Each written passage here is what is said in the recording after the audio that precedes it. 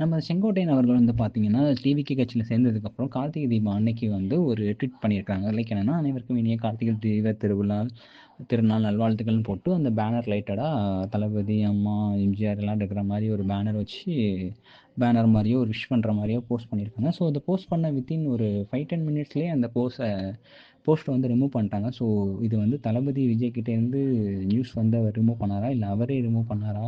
இது என்ன ஏது? இது தலைமை உள்ள தலையிட்டுருக்கா? இல்ல அவரே ரிமூவ் பண்ணாரா?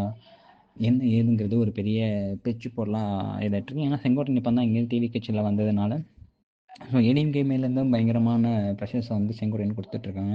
ஸோ எந்த ரீசன்னால அவர் ரிமூவ் பண்ணாரு, என்ன ஏதுங்கிறது வந்து கொஞ்சம் ஒரு பேச்சு பொருளா போய்க்கொண்டிருக்குது. ஸோ அது என்ன ரிலேட்டடா எதனால பண்ணாங்க அப்படின்னு நியூஸ் வெளிய வரும்போது, கண்டிப்பா நம்ம என்ன ஏதுங்கிறத அடுத்து நம்ம இது பண்றோம். அது ரிலேட்டடா டிவிகே மாநாடு விரைவில் நடத்துறதா இத பிளான் பண்ணியிருக்காங்க.